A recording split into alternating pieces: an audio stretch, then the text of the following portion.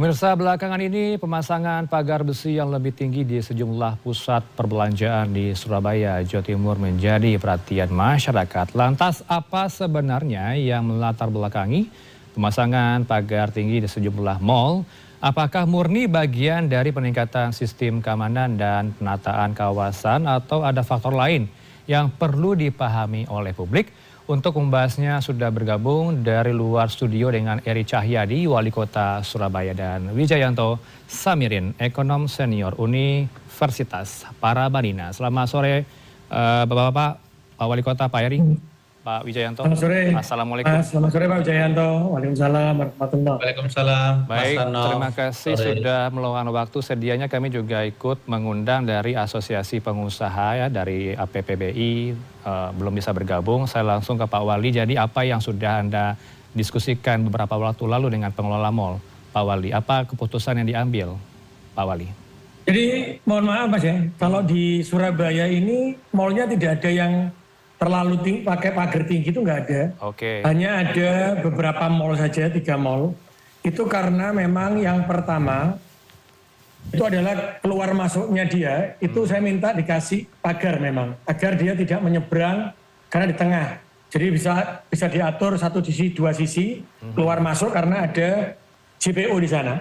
Oke. Tapi memang ada bagian yang lebih tinggi karena yang di bawahnya itu ada dindingnya, sehingga dia seperti menjulang. Itu yang kami minta untuk dipotong atau dindingnya yang dikurangi, sehingga ini bisa dimanfaatkan. Karena kedua, titik-titik di tempat tertentu, pagar itu kami berikan iklan, sehingga nanti seperti air terjun, begitu satu memberikan terang di jalan itu, yang kedua juga mendapatkan PAD di pemerintah kota Surabaya, karena kan kita hari ini diminta untuk bisa menaikkan pendapatan kita, melakukan inovasi.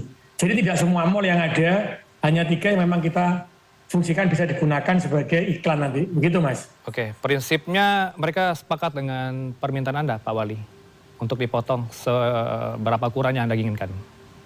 Sepakat, karena memang sejak awal izin yang dimajukan adalah digunakan untuk menggunakan iklan. Oke. Jadi tingginya memang ada yang karena yang di bawah tadi, maka saya minta dibongkar yang posisi jadi tidak rata. Ada yang rendah, ada yang tinggi begini. Nah yang tinggi itu yang dipotong karena ada dinding yang di bawahnya yang masih ada dindingnya yang terlalu tinggi itu tadi. Baik, setiap daerah punya perda masing-masing gitu ya. Kalau di Jakarta Pak Gub meminta dibongkar, di sisi lain di Surabaya tidak seperti itu ya? Oke, karena kan kita melihat apakah estetika kota terganggu dan wajar atau tidak. Karena setiap bangunan kalau ada pagar juga wajar, tapi bagaimana kewajaran tadi tidak terlalu tinggi yang menutup mal itu tidak, hari ini pun di Surabaya tidak terlalu tinggi menutup, tapi ada sebagian yang memang dia agak tinggi karena di bawahnya ada dindingnya. Tapi yang kanan kirinya dia lebih rendah, sehingga kami minta untuk disamaratakan. Oke, artinya Pemda ini bisa masuk begitu ya untuk mengatur lahan milik swasta, Pak? Setiap lahan swasta yang dibangun, apakah itu gedung, termasuk dengan pagarnya, itu harus punya IMB. Sedangkan IMB itu adalah yang ditentukan oleh pemerintah kota. Semua Pemda di Indonesia menentukan berapa ketinggiannya, berapa estetika kotanya, berapa KDP dan KLB-nya. Itu yang kita tentukan di dalam IMB. Jadi sifatnya imbauan begitu ya Pak Gub ya, tidak wajib Pak Wali? Memang perizinannya kita sesuaikan dengan perizinannya. Jadi kita ini kan berinovasi bagaimana kita mendapatkan pendapatan asli daerah. Oh bisa karena ini di tengah kota, maka mal ini bisa diberikan iklan. Iklannya menempelnya gimana? Jangan dinding. Kalau beton malah ketutupan semua. Oh ada bentuk pagarnya. Pagarnya yang nanti ditempelkan iklan. Tapi harus sesuai dengan apa yang sudah kita rencanakan. Karena tadi saya sampaikan ada di bagian tengah yang terlalu tinggi. Tapi yang di bagian kanan kirinya dia memang sudah rendah. Sehingga kita harus samakan dengan kanan kirinya. Baik, saya minta komentar dari sisi ekonom Pak Wijayanto, seberapa jauh rasanya Pemda ini mengatur soal lahan swasta, Pak? Iya, saya rasa apa yang disampaikan oleh Pak Wali Kota tadi sudah baik ya, sudah tepat, jadi ada fleksibilitas. Cuman saya ingin menggarisbawahi bahwa suasana hati para pengusaha, bisnismen saat ini memang sedang tidak baik-baik saja. Jadi ada ketakutan bahwa apa yang terjadi tahun lalu itu akan berulang. Sehingga kemudian antisipasi dilakukan, pagar-pagar ditingkatkan di banyak kawasan, di rumah, kemudian di public space seperti mall, kantor dan lain sebagainya. Oke. Nah ini untuk mengantisipasi hal terburuk terjadi nantinya. Walaupun kita tentunya berharap dan saya yakin tidak akan ada ribut-ribut lagi seperti tahun lalu, karena situasinya lebih terkontrol saat ini. Dan harus diakui memori masyarakat, memori para pengusaha itu kembali ke tahun 98. Oke. Ketika rupiah melemah, kemudian pada saat yang bersamaan ekonomi sulit, kemudian ada potensi rusuh, pasti yang akan menjadi sasaran pertama kali adalah shopping mall, terutama di Jakarta tahun 98 yang lalu. Jadi ini adalah antisipasi terhadap perkembangan itu. Nah, yang mengkhawatirkan di sini sebenarnya begini, Mas Rano. Seharusnya kan kita mempercayakan kepada aparat penegak hukum untuk mengantisipasi masalah keamanan. Tapi ketika masing-masing individu sudah mencoba mencari solusi sendiri-sendiri, berarti ada distrust di sini. Oke. Melihat fenomena ini Pak Wijayanto, Jakarta beda dengan Surabaya nih, kebijakan yang diatur. Melihat perbedaan seperti apa Pak, comparisonnya? Pak Gub, Jakarta minta dibongkar, Pak Wali Kota Surabaya meminta tingginya diatur. Saya rasa apa yang dilakukan oleh Jakarta, apa yang dilakukan oleh Surabaya, itu sama-sama mengadjust terhadap situasi lokal. Anda ini bagaimana melihat indeks ekonomi? Apakah mereka memang sepanik itu dan juga pelaku usaha di sana juga meningkatkan keamanan tertentu di tempat-tempat mereka berusaha? Alhamdulillah di Surabaya jalan seperti biasa, Mas Ano. Tidak ada tidak ada yang berubah. Karena itu tadi yang tadi saya sampaikan, semua bangunan di Surabaya, di semua mall tidak ada perbedaan, sama seperti kemarin. Tetapi ini memang ada di mall tertentu yang ada di tengah kota yang kita manfaatkan untuk iklan. Jadi saya juga bingung ketika ada di Surabaya. Alhamdulillah Surabaya juga aman-aman saja, tidak ada perubahan di Surabaya. Oke. Tadi Anda juga sempat menyinggung soal aksesibilitas pejalan kaki ya Pak ya, menghambat konsep kota yang lebih ramah pejalan kaki. Sejauh ini Surabaya sudah terdepan begitu ya dalam hal ini?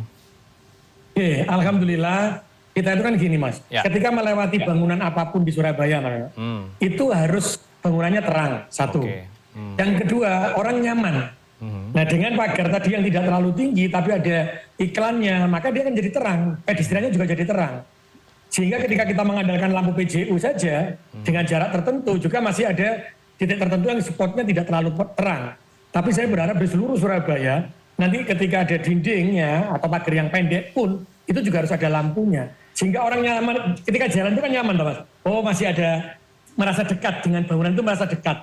Itu yang kita lakukan di kota Surabaya agar pedestrian, ramah orang jalan kaki tadi juga merasa nyaman ketika ada bangunan yang dia merasa menjadi bagian dari bangunan itu. Ya.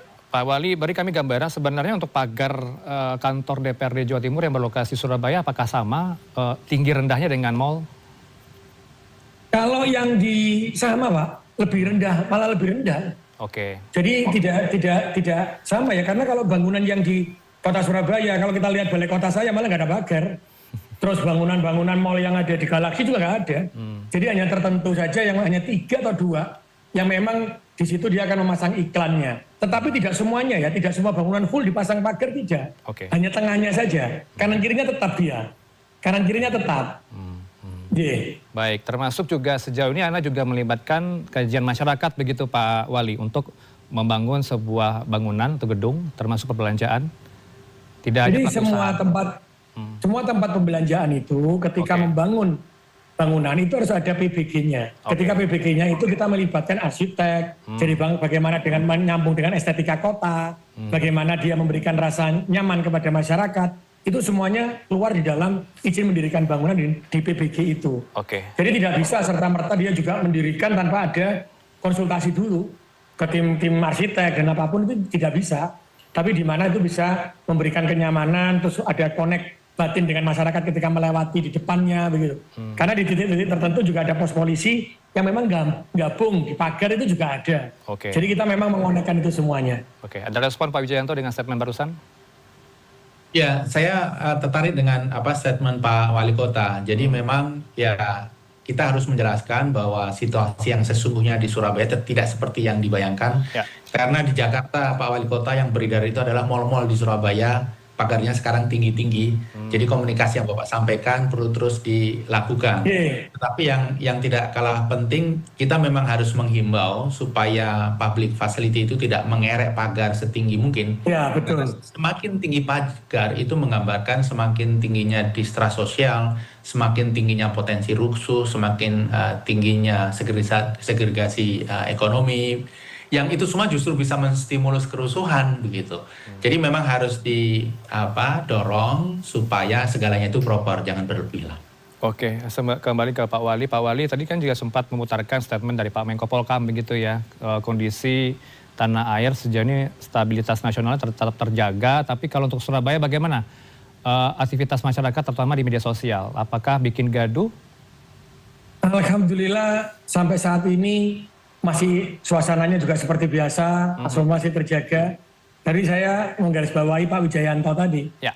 Jadi ketika kita membuat pagar ya memang boleh, tetapi tidak terlalu tinggi dengan estetika kota. Itu yang kita lakukan di Surabaya. Oke. Jadi tidak boleh, tidak, tapi estetikanya yang kita atur. Gitu. Memang betul itu yang kita lakukan Pak Wijayanto di kota Surabaya.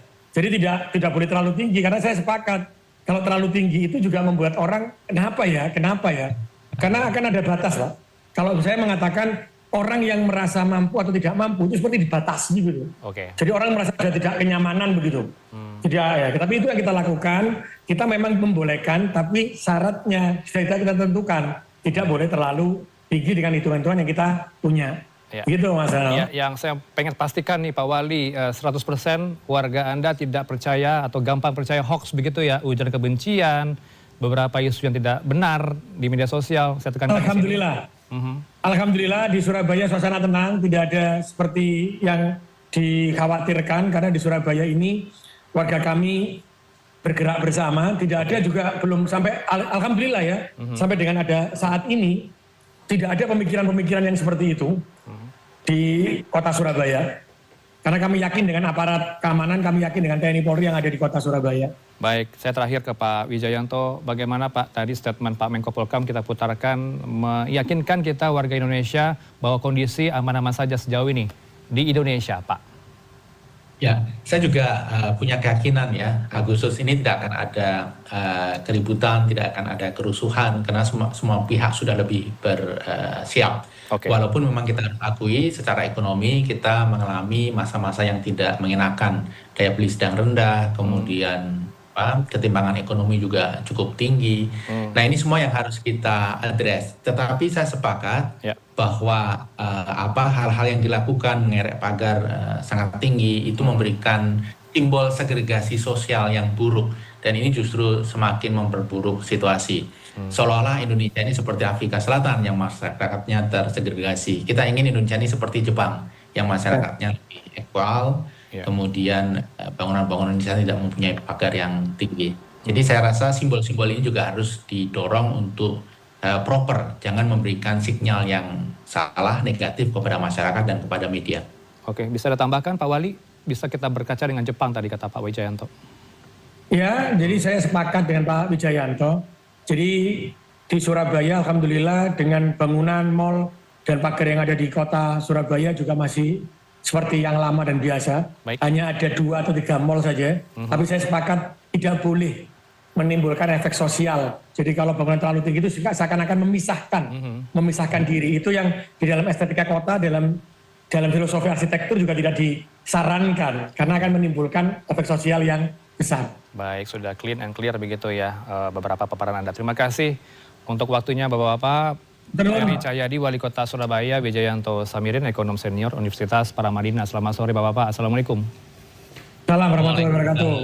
Terima kasih Mas Rano.